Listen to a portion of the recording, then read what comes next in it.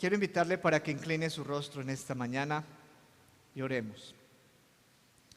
Padre soberano y eterno, agradecemos el privilegio de ser tu pueblo, Padre, de ser dirigidos por el poder de tu Espíritu Santo. Señor, esta mañana hemos venido con hambre y sed de tu palabra, porque Jesús dice, no solo de pan vivirá el hombre, sino de toda palabra que sale de la boca de Dios. Por eso esta mañana oramos, clamamos y pedimos a ti, oh Rey Celestial, para que venga tu reino sobre nosotros y permanezca en nosotros, y para que sea tu palabra la que nos edifique a través del mover de tu Espíritu Santo. En el bendito nombre de Cristo Jesús, nuestro Señor. Amén y amén. Hoy he titulado esta enseñanza Una vida de acción. No sé si de pronto algunos a veces se quejan de que la vida es muy monótona, que todo el día lo mismo, que vea, que siempre lo mismo, todo el día levantarse a la misma hora, ir al mismo lugar de trabajo, hacer lo mismo, después volver a la casa y hacer lo mismo. Pero si usted fuera un cristiano de verdad, y perdóname como se lo estoy expresando, si usted es un cristiano de verdad, su vida no puede ser igual todos los días. Su vida tiene que ser una vida de acción. Y no acción estilo las películas de Hollywood, donde la gente se tira por abismos y no le pasa nada, o pelea con maleantes y no le pasa nada, y le disparan y no le pasa nada. No, eso es falso. La vida de acción que tiene el reino es una vida de conquistas espirituales. Es una vida en la cual no nos podemos quedar quietos, no nos podemos quedar estancados. Es una vida que se tiene que mover en el mover de Dios. Y por eso quiero hacer la referencia a esto, porque precisamente en la carta a los Efesios, en el capítulo 6, la parte que vamos a estudiar hoy nos habla de una vida de acción. Vamos a mirar Efesios capítulo 6, verso 15 y verso 16. Dice la palabra del Señor: y calzados los pies con el apresto del Evangelio de la paz. Sobre todo, tomad el escudo de la fe con que podáis apagar todos los dardos de fuego del maligno. Vamos a dejar hasta ahí la palabra. Ya hemos venido estudiando acerca de la armadura de Dios y decíamos algo muy importante, y es que dentro de la armadura de Dios, bueno, para poder ponerse la armadura de Dios, dice el versículo 10 del capítulo 6, nos debemos de fortalecer en el Señor y en el poder de su fuerza. Esa es la primera condición. Ser soldados fuertes, ser soldados fortalecidos en el Señor. ¿Cuántos dicen amén? Luego nos dice que nos tenemos que poner toda la armadura de Dios, que va desde la cabeza hasta los pies. Uno no se pone una armadura parcialmente, sino completamente. Y ahí nos decía que el objetivo de ponernos esta armadura de Dios es que tengamos la capacidad de resistir al enemigo. Dice en el versículo 13, resistir el día malo, resistir toda la acechanza de las tinieblas, para que cuando se acabe todo, porque eso no va a ser permanente, mantengamos firmes. Amén. Y tenemos que recordar que nuestra lucha no es contra los familiares, contra los vecinos, contra los amigos, contra las personas de afuera de la calle, sino que nuestra lucha tiene unos enemigos claros que son espirituales, que son huestes de maldad, gobernadores, principados y todos estos que menciona también este mismo capítulo. De manera que como cristianos tenemos que estar listos y prestos a enfrentar todo tiempo esta batalla. Pero vamos al versículo 15. Primero nos dijo en el versículo 14 que nos teníamos que poner en la cintura la verdad, ¿se acuerdan? la verdad en la cintura, y que teníamos que ponernos una coraza, un pectoral, que era la justicia de Dios. Pero eso tiene un objetivo, y es que si tenemos la verdad como cintura o en la cintura, o la verdad hace parte del eje de nuestro ser, por decirlo así, y nos protegemos, y recuerden que aquí tenemos el corazón, y dice que sobre todas las cosas guardadas, guarda tu corazón. Entonces nos ponemos la coraza para guardar el corazón. Pero más adelante en el versículo 14 nos dice: y calzados los pies con el apresto del Evangelio de la paz. Cuando yo estaba preparando ese mensaje recordé que hay una tribu indígena en México, se llama, le voy a leer la referencia, los llamados los tarahumaras. Tarahumaras. Ellos tienen una particularidad, y es que son capaces de vencer a experimentados maratonistas en grandes competencias, pero en sandalias. Ellos pueden correr una maratón completa y van a vencer al que vaya ganando, al deportista más consumado. Y llama mucho la atención porque ellos no lo hacen con trajes deportivos ni con tenis, sino con sandalias. Están acostumbrados a correr.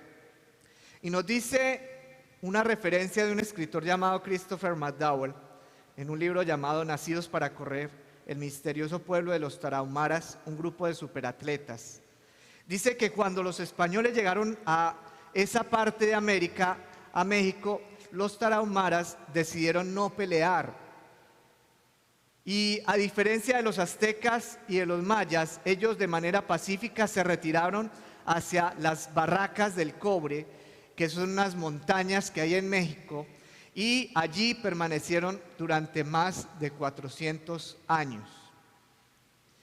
Y obviamente eso les permitió permanecer casi desapercibidos por el mundo. Eso evitó que ellos fueran masacrados por los españoles. Y hace unos años, más o menos 1994, alguien descubrió la capacidad atlética que tenían ellos y decidió ponerlos en una competencia. Al principio les dio muy duro porque ellos caminaban sobre mangas, sobre terrenos pues destapados, nunca habían corrido sobre pavimento. Entonces en la primera competencia corrieron y les dio muy duro el pavimento porque no estaban acostumbrados a esto. Y ya después se prepararon y vencieron, y cada vez que ellos compiten, vencen en las carreras que ellos hacen. Y a mí me parece muy curioso esta historia, porque cuando miramos el tema o el concepto de calzado los pies con el apresto del Evangelio, uno se imagina en la época de Jesús cómo andaba la gente. Ellos no andaban con tenis, ni con botas, ni con zapato elegante, ni con zapatillas. ¿Cómo andaban ellos? Con sandalias. Ahora, las sandalias, recuerden que cuando el apóstol Pablo estaba escribiendo esta carta, estaba mirando a su carcelero allí vestido con todo su uniforme militar, y yo no me imagino las sandalias de un soldado siendo de cualquier material. Tenía que ser un material muy resistente. Dicen algunos cronistas que era muy probable que las sandalias en la parte de abajo tuvieran unas tachuelas para tener más adherencia al lugar donde estaban pisando. Algo así como lo que usan los escaladores en las montañas de nieve para poder pisar la nieve con sus botas y no resbalarse por la nieve. Entonces eran zapatos muy finos, porque soportar semejante trajín de soldados, ¿cierto? Pero me llama mucho la atención, y voy a unir estas dos cosas por lo siguiente. La tribu o los pueblos, el pueblo tarahumara, ellos decidieron tomar una ruta diferente a la que tomaron los mayas y los aztecas. Ellos decidieron no pelear contra los españoles. Y cuando hablo de no pelear, quiere decir agarrarse a espadas, a lanzas, a flechas y a todo esto. Decidieron más bien huir. Uno podría decir, bueno, cobardes no, inteligentes.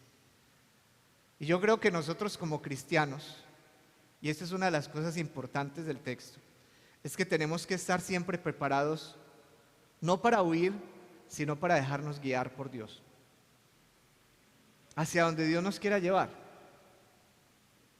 Tal vez el Señor no quiere que nosotros estemos siempre en el mismo plano, en el mismo valle. Tal vez Dios quiere que nosotros nos movamos en alturas, porque parte del éxito que tuvieron los tarahumaras fue permanecer en alturas, en lugares altos, en lugares montañosos. Lugares donde ellos podían correr y los enemigos no podían alcanzarlos. Y cuando yo veo esto, me doy cuenta de algo que es significativo, y es que cuando un cristiano está calzado con el apresto del Evangelio de la paz, o enseguida vamos a aclarar un poquito más el concepto, está calzado adecuadamente, es capaz de andar en las alturas de Dios. ¿Cuántos dicen amén? Porque la Biblia dice en Isaías 55, es un texto que me gusta muchísimo y lo recuerdo cada tanto, que los pensamientos y los caminos de Dios no son nuestros pensamientos ni nuestros caminos. Son mucho más altos que nuestros pensamientos y que nuestros caminos.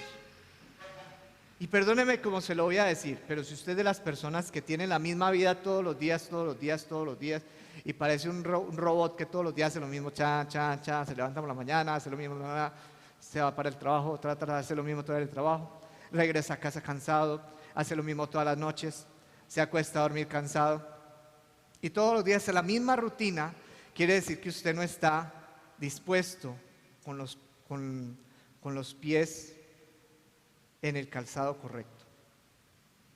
Porque la vida de un cristiano es una vida emocionante. ¿Cuántos lo creen? ¿O cuántos hemos leído en la Biblia, por ejemplo, que cuando Jesús empezó a desarrollar su ministerio, hizo lo mismo siempre, todos los días hizo lo mismo siempre, todos los días? ¿Cierto que no? Lo veíamos moviéndose de un lugar a otro, lo veíamos orando, sanando enfermos, lo veíamos en acción. Cada instante Él se movía en acción. Y lo que tenemos que empezar a meditar hoy es precisamente qué representa o qué debería representar para nosotros ese apresto del Evangelio de la paz. Quiero que vaya conmigo a Juan capítulo 8, sin perder la Efesios. Juan capítulo 8. Vamos a mirar el verso 32. Jesús les dijo a los discípulos, Juan 8:32, y conoceréis la verdad, y la verdad os hará libres. ¿Qué nos ponemos en el cinturón o qué nos ponemos en la cintura? La verdad. Y es la verdad la que debe marcar esa preparación para ponerme el calzado del Evangelio de la paz. Esa preparación. Si mi cintura no mueve los pies, ¿qué va a pasar? No me van a llevar donde yo quiero. ¿Sí o no? ¿Amén o no amén? ¿Qué pasa cuando la persona pierde movilidad de la cintura para abajo? Queda sin poder moverse por sí misma. O tiene que andar en silla de ruedas o alguien lo tiene que asistir. Pero la Biblia nos dice que si nos ponemos el cinturón de la verdad, entonces esto nos va a dar la movilidad suficiente para yo poder dirigirme hacia donde tengo que ir. Y precisamente uno de los aspectos importantes es que voy a predicar el Evangelio de la paz. ¿El Evangelio de la qué? De la paz. El Evangelio de la paz. Quiero que entienda esto en esta mañana. La Biblia en la Reina Valera dice calzados los pies con el apresto. ¿Alguien sabe qué significa la palabra apresto? Bueno, Presto es una cadena de hamburguesas que sí hay en algunos centros comerciales, pero no es eso. Apresto, apresto. Y apresto es la preparación o disposición que tenemos para la defensa de la fe. Esta se relaciona con fortaleza, con protección o con prevención. Significa estar listo, dispuesto y preparado. Cuando yo era joven, hace poquito más o menos, unos 10 añitos más o menos, bueno, un poquito más, es que no tengo bien memoria de mi juventud, no tantos tiempos buenos.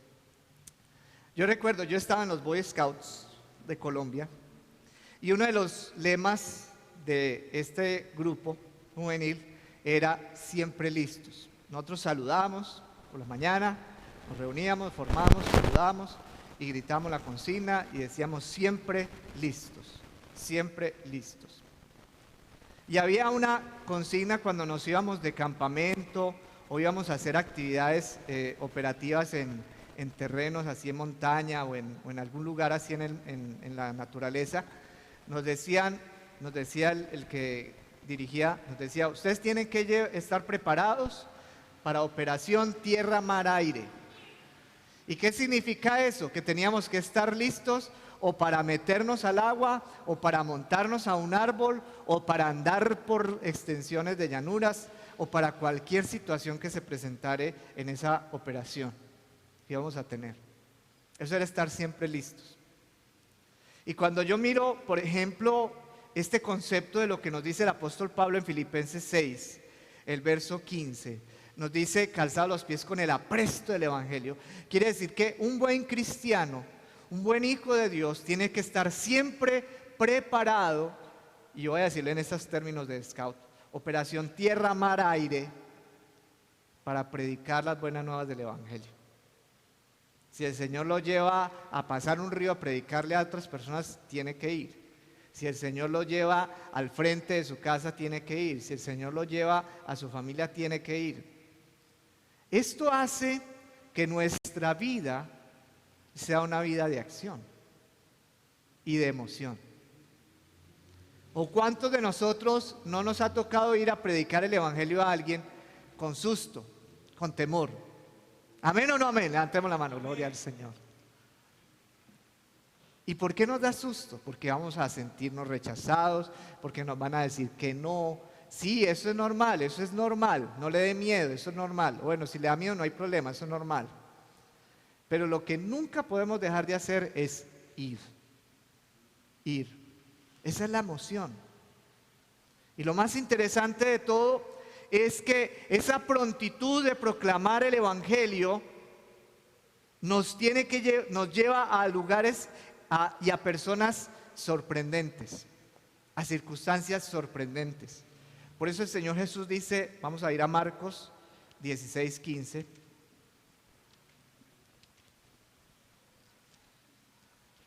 Marcos capítulo 16, verso 15, dice, y Jesús les dijo, id por todo el mundo y predicad el evangelio a toda criatura. Es decir, hay una tarea directa de parte de ¿quién? De Jesús. Ahora, perdóneme cómo lo voy a expresar, pero cuando dice a toda criatura, no quiere decir que usted vaya a evangelizar las matas de su casa o el perrito de la vecina. Cookie, venga, venga, que le va a hablar de Cristo. Eso suena muy chistoso, pero cuando habla de criaturas, está hablando de aquellas personas que son creación de Dios, pero que no son hijos de Dios. Amén. Porque hay que ser realistas. ¿Quién es hijo de Dios? Sino aquel que está dentro de la voluntad de Dios. Por eso a mí no me puede decir cualquier persona de la calle, yo soy hijo de Dios, sí, ¿cómo no? En potencia o en proyecto. Ser hijo de Dios implica un proceso, un nuevo nacimiento, que ya lo hemos estudiado en el Evangelio de Juan. Pero hay un asunto, y es que esa es una tarea que requiere de hombres y mujeres dispuestos. Diga conmigo, dispuestos. Eso no puede ser, miren, hay congregaciones tan equivocadas, pero tan equivocadas, y espero que ustedes no sean una de ellas, que piensan que eso es la tarea del pastor. No, el pastor es el que tiene que ir a predicar, el que tiene que ir a hacer campañas evangelísticas, el que tiene que ir a hablarle a los pobres y a los mendigos. No, la tarea es de todos, desde el más pequeño hasta el más grande. Si vieran cómo es de lindo ver niños evangelizando niños. Uy, eso es impresionante. Es como, digo como Amparo Grisales, me ericé. Ver cómo ellos le hablan a otros niños, le hablan en su lenguaje, en su idioma de Cristo a otros compañeritos. Por eso, a veces las iglesias que tienen bastantes niños son exitosas, porque los niños no tienen prejuicios. Entonces invitan al amiguito, vamos, acompáñenme a la iglesia el domingo. Ellos les dicen así, vamos a la iglesia el domingo. Entonces, claro, con el permiso de los padres, los amiguitos vienen con los niños y se amañan. Y se amañan acá. Ya he escuchado de niños que ya ahorita ya son grandes, pero que cuando eran niños estaban en esta congregación. Es que me gusta más la iglesia de allá. La iglesia pequeña, decían, la iglesia pequeña. Porque aprendieron de Cristo. Pero ¿quién los trajo hasta acá? Otro niño. A veces, por medio de los niños llegan los padres. Yo tengo un testimonio de un pastor amigo que él, desde los 10 años comenzaron a predicar el evangelio a él, solamente a él. Eran su mamá, él y sus hermanos. Y obviamente la situación económica de ellos era terrible, eran personas muy pobres. Pero sin embargo, este niño, le gustaba ir a una iglesia donde lo invitaban. Y él comenzó a gustarle. Y comenzó a asistir y comenzó a crecer espiritualmente hablando. Era una persona importante. Y a través de él empezó a llegar su mamá. Que su mamá, para no dejarlo ir solo, entonces comenzó a acompañarlo. No, yo cómo dejo ir al niño solo. Entonces ya eran el hijo y la mamá. Entonces la mamá empezó a ver que esto era muy bueno y dijo, no, yo me voy a traer los otros hijos. Y comenzó a traerse los otros chiquitos. Y llegó toda la familia. Y para resumir la historia, permanecieron en el evangelio tanto que tanto él como la mamá, como su hermano, se hicieron pastores. Hoy en día ya la mamá falleció hace muchos años, pero era una pastora de una iglesia en Bucaramanga, en Barranca Bermeja. Él está pastoreando en Estados Unidos. El hermano heredó la iglesia donde estaba pastoreando la mamá. Es decir, ahí hay una familia pastoral, pero ¿cómo empezó todo? A partir de un niño. Ahora, yo diría que si usted tiene confianza con alguien, empiece a evangelizarlo, porque usted no sabe el proyecto que Dios pueda tener con esta persona. Y a veces es interesante cómo todo el trabajo no empieza aquí. Hay un error muy grave de decir, venga, yo lo invito a la iglesia para que ya se convierta. No, el trabajo empieza allá en la casa de él o de ella. Usted tiene que empezar allá. Su llamado, su labor es allá. Y cuando esa persona ya sienta ese deseo de crecer más, usted lo trae acá. Porque ese es el lugar donde crecemos todos. ¿Cuántos dicen amén? Pero es un proceso. Ahora, ¿por qué tenemos que predicar el evangelio? Le voy a dar 3 razones importantes. ¿Por qué tenemos que predicar el evangelio? Número 1, vamos a mirar Romanos 10.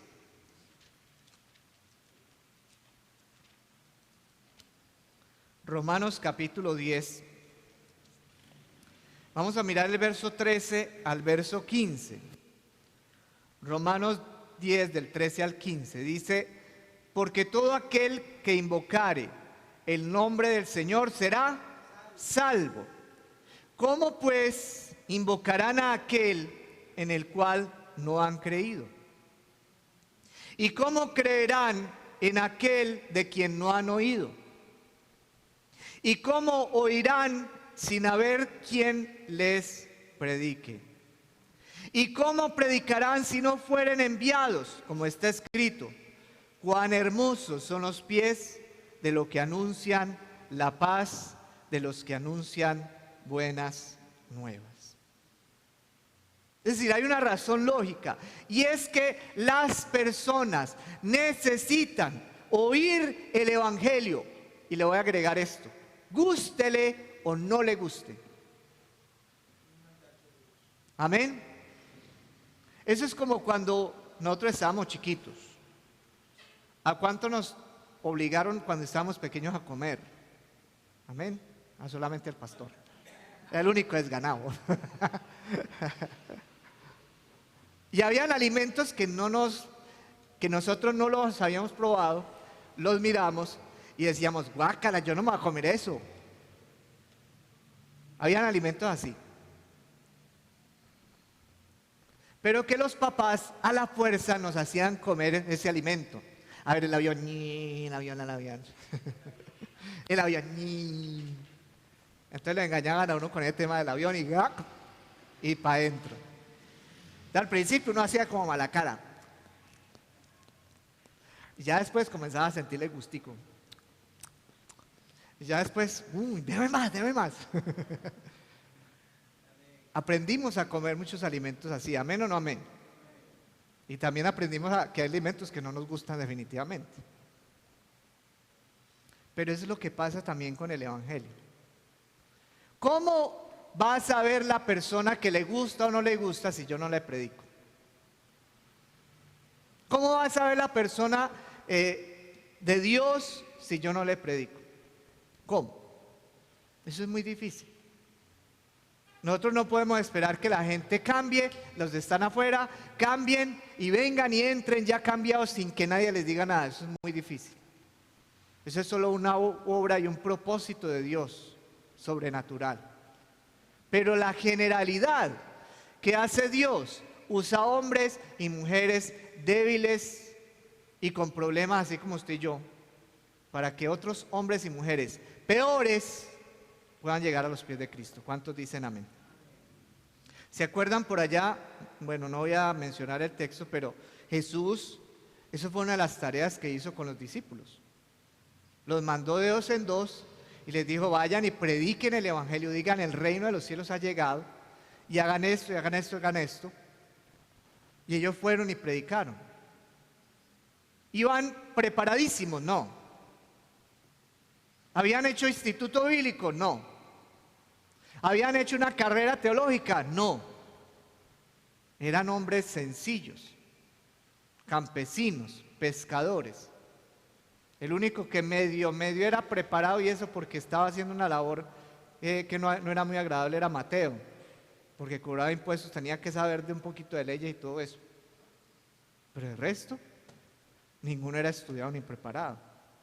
Entonces, perdóneme lo que le voy a decir, usted no tiene que esperar a hacer ni diplomados, ni teologías, ni institutos bíblicos, ni seminarios, ni nada de esto para ir y hacer discípulos a otras personas. Que uno tiene que estudiar, claro que tiene que estudiar, yo no voy a decir que no. No voy a decir lo que dicen en inglés, es que la mucha letra mata al espíritu, eso es mentira. Eso no aplica para la formación espiritual. Eso aplica solamente para cuando las personas se creen súper sabias en temas humanos y ya, mejor dicho, quieren dominar el mundo con filosofías huecas. Pero para lo espiritual tenemos que prepararnos en lo espiritual. ¿Cuántos dicen amén? Pero para ir a hablarle a alguien de Cristo, la palabra que Dios te ha entregado en tu corazón es suficiente. Y lo que Dios te dirija a hacer va a ser suficiente. Dígame, cuando miramos, por ejemplo, Hechos capítulo 2, que fue uno de los temas que empezamos a estudiar en el Instituto Bíblico, hago un comercial. Comercial, estamos estudiando en el Instituto Bíblico Historia de la Iglesia. Anímate a participar los viernes a las 7 de la noche. Muy bueno, estudiamos Historia de la Iglesia. Los que quieran estudiar con nosotros en el Instituto Bíblico está abierto, el curso está abierto. Estudiamos Hechos de los Apóstoles capítulo 2. Y dice la Biblia que cuando descendió el Espíritu Santo de Dios, ellos dejaron los miedos y fueron a predicar el Evangelio. Y dice que hubo testimonios de hombres que no hablaban el mismo idioma. Dijeron: habla igualitico lo que yo hablo, habla mi idioma y les entiendo patente lo que están diciendo. Y referente a esto, hablando con un pastor amigo, me decía, me da el testimonio. A propósito, vamos a tener una campaña evangelística en diciembre con él, de sanidad y milagros, para que se vayan preparados. Entonces decía que ellos fueron a una actividad evangelística, a un parque, y ellos siempre le oran al Señor: Señor, ¿en qué lugar? ¿A quién? Dirígenos, muéstranos, ¿a quién nos vas a guiar? Entonces habían unas prostitutas, habían unos extranjeros, unos italianos allí, habían otras personas. Y el Señor los guió hacia las prostitutas. Entonces comenzaron a predicarle a las prostitutas, pero los extranjeros comenzaron a escucharlos a ellos. No entendían ni pite de español, pero entendieron todo lo que ellos estaban predicando. Y después ellos se acercaron a los predicadores y comenzaron a interactuar, a hablar así, como si estuviéramos hablando usted y yo. Ve, ¿cómo estás? ¿Cómo le ha ido? Ah, viene usted. Y empezaron a hablar y entenderse, como si estuvieran hablando el mismo idioma. Y mientras ellos estaban hablándoles de Cristo, los italianos estaban entendiendo todo lo que ellos estaban diciendo. Pero cuando terminaron la predicación, ellos comenzaron a hablar en italiano, estos en español, y ahora sí se acabó la guachafita, no mentira, se acabó la evangelización. Eso fue un milagro sobrenatural. Les tocó a ellos. Me dice: pastor, yo no entiendo cómo sucedió eso. Pero ellos nos decían, ellos estaban supuestamente hablando en español. Decían que nos estaban entendiendo perfectamente y nosotros lo entendíamos a ellos. Y ellos nos entendían a nosotros. Pero ya después, ellos empezaron a hablar en italiano, ya no nos entendimos a ellos, ni ellos a nosotros. Es decir, fue el momento. Pero vuelvo y repito lo que dice la palabra. ¿Y cómo buscarán de Dios si no hay quien les predique? ¿Cómo entenderán cuál es el evangelio que Dios ha destinado de salvación para ellos si no hay quien les hable? Yo quiero que usted haga un ejercicio mental en estos momentos. Póngase a pensar: ¿cuántos familiares suyos hay inconversos? Póngase a pensar: ¿cuántos compañeros de trabajo suyos hay inconversos? Póngase a pensar: ¿cuántos vecinos suyos hay inconversos? Póngase a pensar: ¿cuántos amigos suyos hay inconversos? ¿Y cuántas personas con las cuales se cruza usted todos los días, que porque toman el mismo autobús, que porque cogen el tranvía, que porque se dirigen por la misma ruta para el trabajo, son desconocidos porque usted los saluda: buenos días, y no conocen de Cristo? Y yo le pregunto, de esos 5 grupos de personas, y podríamos hablar de más, de esos 5 grupos de personas, ¿a cuántas les hablas del mensaje del Evangelio? ¿Cuántos han rendido su corazón al Señor porque tú les has hablado de Dios? Ya su nombre. Por eso es muy importante esa primera razón. La segunda razón: nosotros necesitamos fluir en otros. Necesitamos que el Evangelio corra. La gente a veces me mira a mí y dice: ay, pero es que usted eso como sabe de Biblia. Pues yo le voy a decir: yo no sé Biblia. Lo que pasa es que yo soy como una fuente que cuando yo recibo, yo doy. Es decir, yo no me quedo con lo que recibo y lo dejo ahí estancado para que se pudra. Yo permito que eso llegue y fluya, llegue y fluya, llegue y fluya. Vamos a mirar 2 de Timoteo, capítulo 2. 2 de Timoteo, capítulo 2. Vamos a mirar el verso 2. Dice el apóstol Pablo, y miren el encabezado de esa Biblia. No sé si su Biblia tenga la misma encabezado. Dice: un buen soldado de Jesucristo. ¿Qué dice el verso 2? Lo que has oído de mí ante muchos testigos, esto encarga a hombres fieles que sean idóneos para enseñar también a quienes, a otros. Usted no se puede quedar, voy a decirlo de esta manera: si a usted lo invitan a comer Le dicen, vea, lleve lo que quiera, vea, aquí hay de todo para que usted lleve para comer para su casa. Y usted lleva carne, lleva postres, ya es hora de almuerzo, ¿sí o no? Bueno, ¿qué más? Lleva un poco de cosas. Ahora, yo le pregunto, ¿usted se va a comer todo eso solito? Le garantizo una diarrea que, mejor dicho, lo va a tener sentado varios días. ¿Qué tenemos que hacer? Empezar a compartir. Como un pedacito, pero mira, te traje carne, ve, te traje postre, ve, te traje buñuelos, ve, te traje fritos. Es decir, comenzar a compartirle a otros, sobre todo en la casa.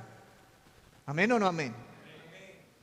Y cuando nosotros entendemos que el Evangelio es así, es un gran banquete, que yo me alimento con ese banquete, y que yo ese banquete no solamente me alimento yo, sino que yo también tomo de ahí comida para llevarle a otros, estoy permitiendo que Dios fluya a través de mi vida. Y se los garantizo, mis amados, muchas de las cosas que yo he aprendido de la palabra, no solamente las he aprendido por estudiarla, sino también por compartirla. Hay algo que es sobrenatural. Resulta que llego yo y voy a compartirle el Evangelio a alguien, pero llevo una palabrita pequeña.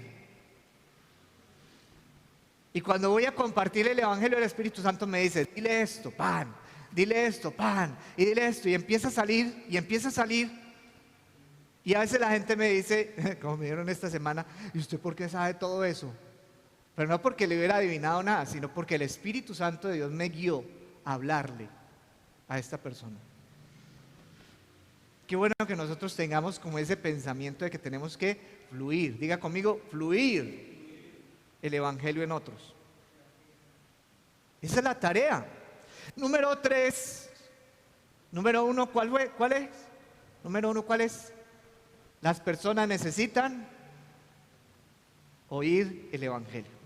Número 2, necesitamos fluir en otros. Y número 3 es muy importante. Vamos a mirar Juan, Evangelio de Juan capítulo 6.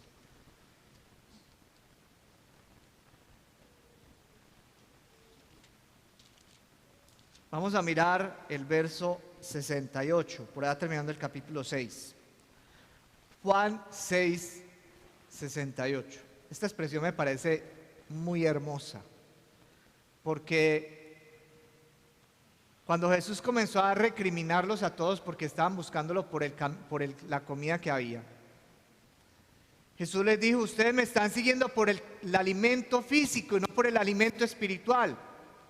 Y muchos decidieron abandonar a Jesús y se quedaron los 12 pelagatos que él había escogido.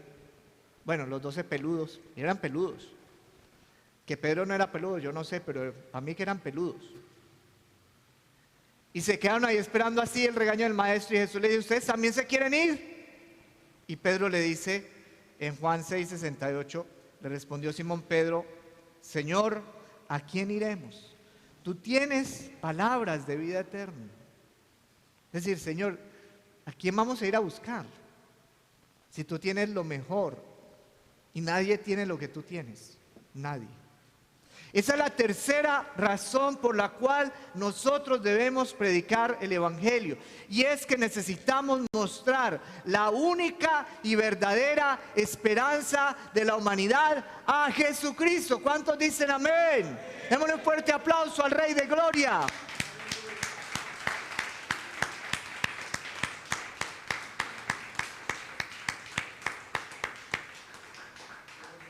El verdadero cambio que necesita el mundo no son gobiernos ni derecha ni izquierda, no es la paz que se inventan algunos. El verdadero cambio que necesita el mundo es, como dice Efesios capítulo 6, verso 15, es el Evangelio de la paz. Diga conmigo, el Evangelio de la paz. Y voy a hacer un énfasis ahí para terminar esta primera parte. ¿Evangelio de la qué? De la paz, no de las guerras, no de las contiendas. A mí me preocupa cuando hay cristianos que van a evangelizar a los católicos que todavía juegan con muñequitos. El que lo entendió, lo entendió.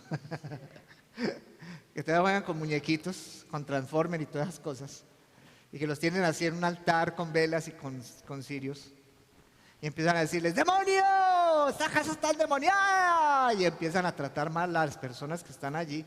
Dizque para ganárselas para el evangelio. Y ese es un grave error. Porque la gente está pegada a sus Transformers y a sus muñequitos, a sus chukis.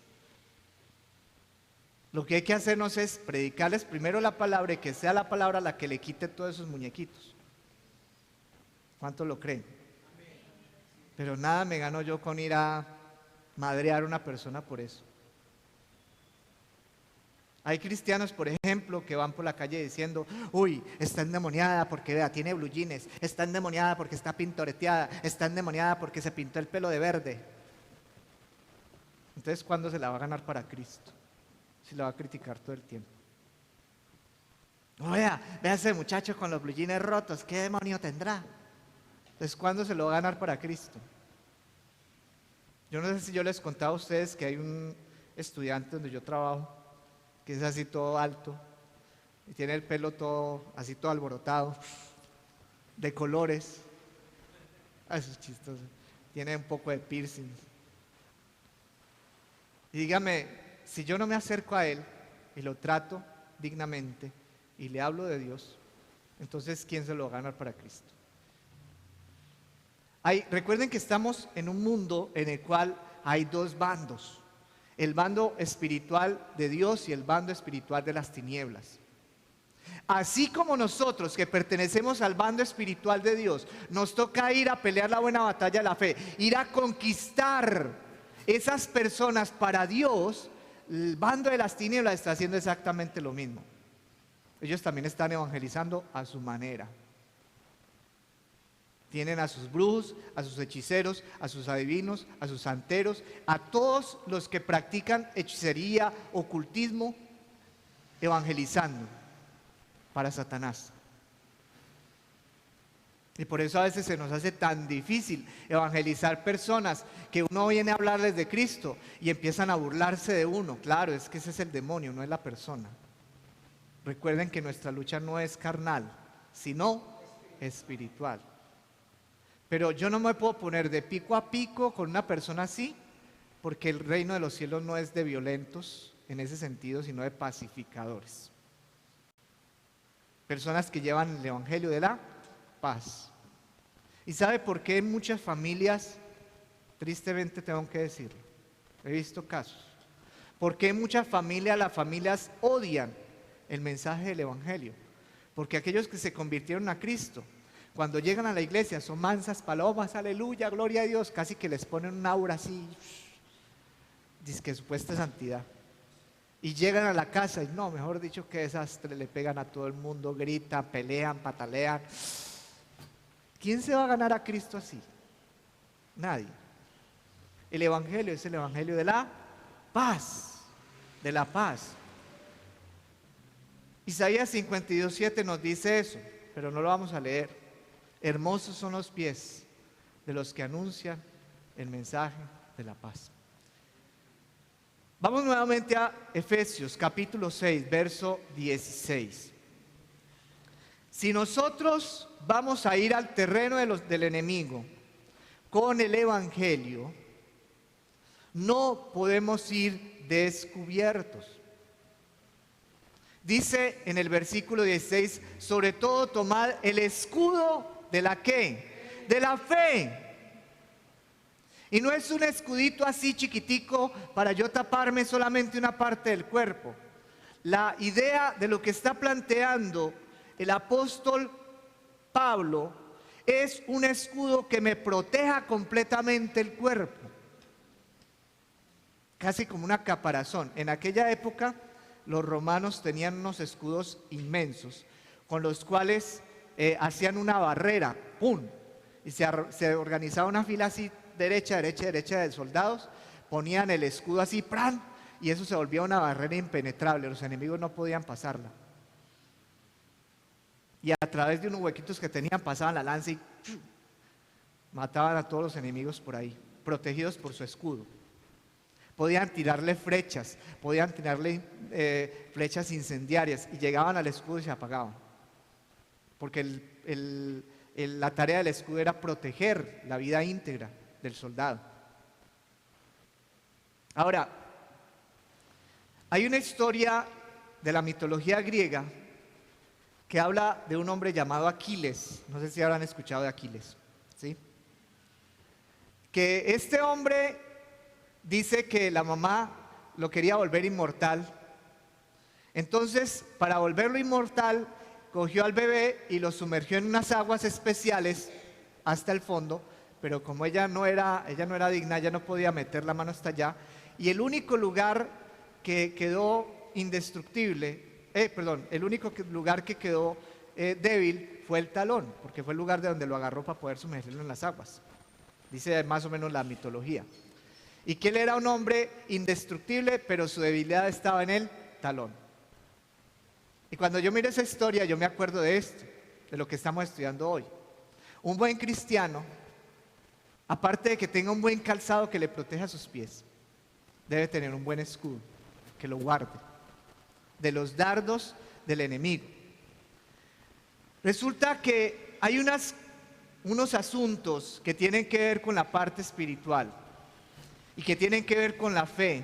Y recuerden que ahí dice en el verso 16, y tomad el escudo de la fe. ¿El escudo de qué?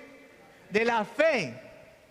Es decir, la fe no solamente es un acto o es una voluntad de creer, o como dice Hebreos capítulo 11 verso 1, que nos dice, la fe es la certeza de lo que se espera, la convicción de lo que no se ve.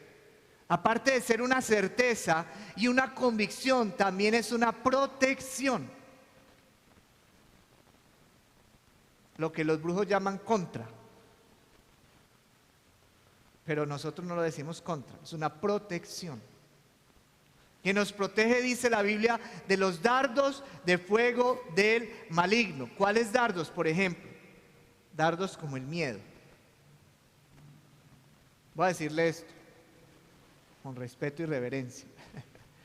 Si a usted le da miedo de los lugares donde espantan, entonces a usted le falta fe.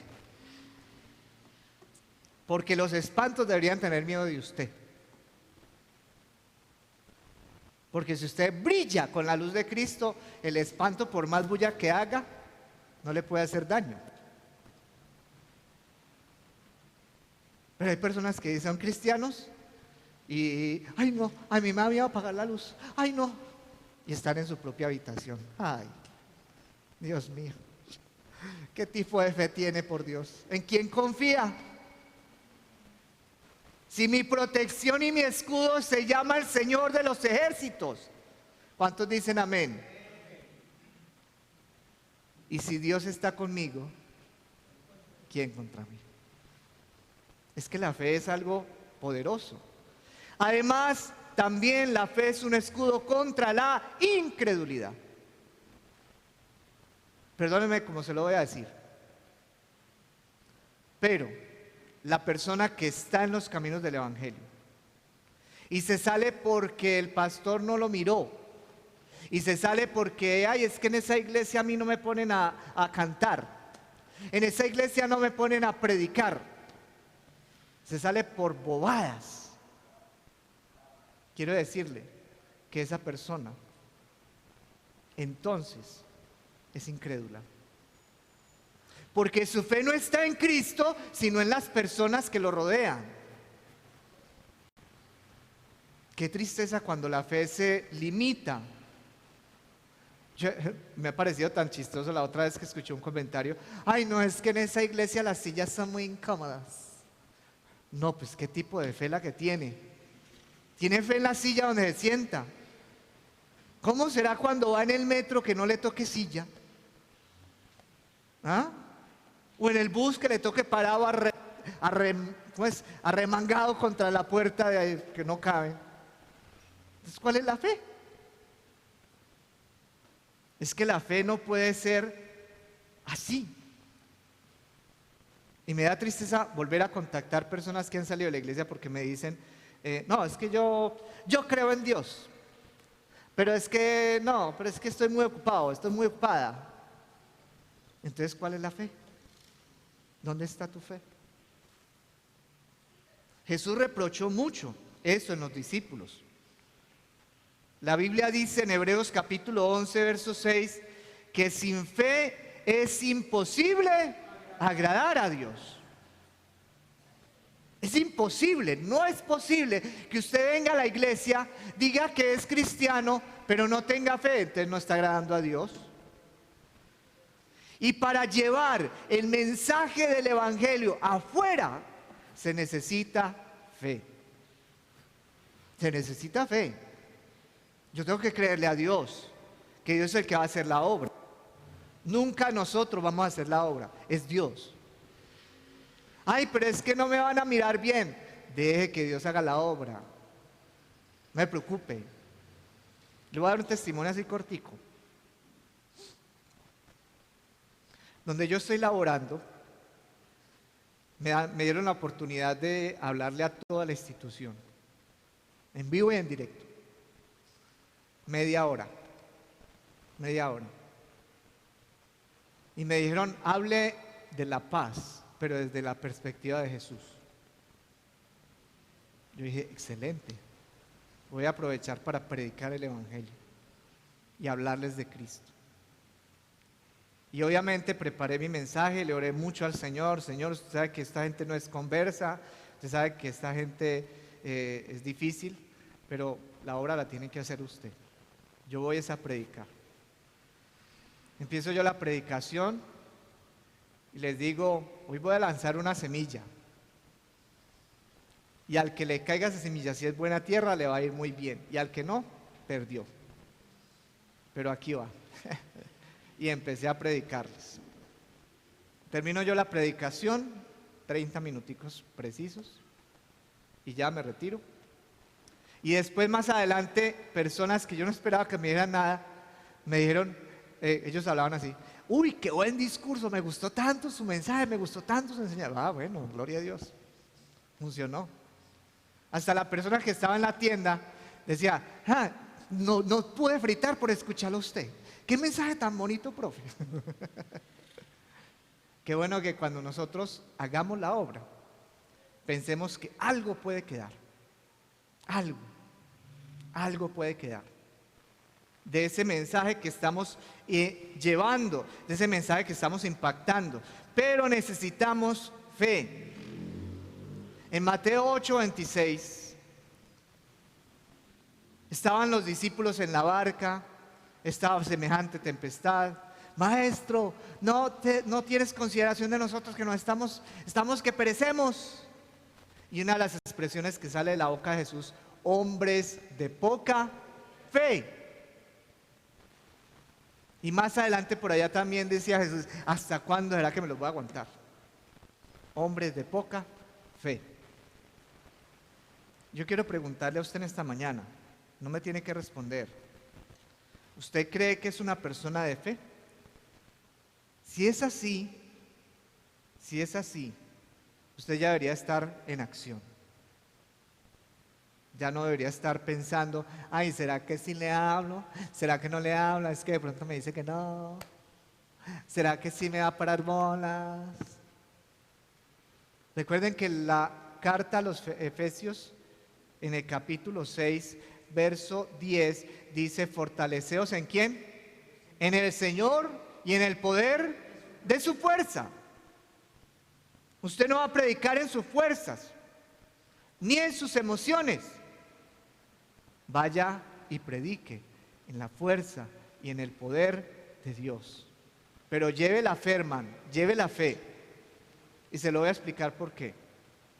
Porque así como usted le va a predicar a hombres y mujeres que no saben nada de Dios, que seguramente lo único que han escuchado es la vieja María esa y todo eso que se escucha en el medio y no más. Usted también va a encontrar personas que son como depósitos de chatarra. ¿Cómo así que personas que son depósitos de chatarra? Que tienen un poco de basura por dentro. porque han leído a Krishna, porque han leído a no sé quién, y han leído y los de los testigos de Jehová, y han leído los de los adventistas, y han leído un poco de doctrinas. Entonces están llenos de chatarra por dentro. Entonces cuando usted los va a evangelizar, ellos van a escuchar, y lo que van a hacer ellos es intentar evangelizar a ustedes para que ustedes pierdan su fe. Ese es un dardo de fuego del enemigo. Y me he encontrado tristemente con cristianos que, como no están preparados con el escudo de la fe, terminan diciendo: ah, sí, es que usted tiene toda la razón, todos tenemos la verdad. Le repito, Jesucristo es la verdad. Y todo ese basurero de otras religiones es simplemente basura. Basura. Que las otras religiones puedan tener cosas buenas, moralmente hablando, pero la Biblia no me dice busque la religión que tenga mejores valores. La Biblia me dice busque a Cristo. Busque a Cristo. Diga conmigo, busque a Cristo. Vamos a mirar Mateo, capítulo 17.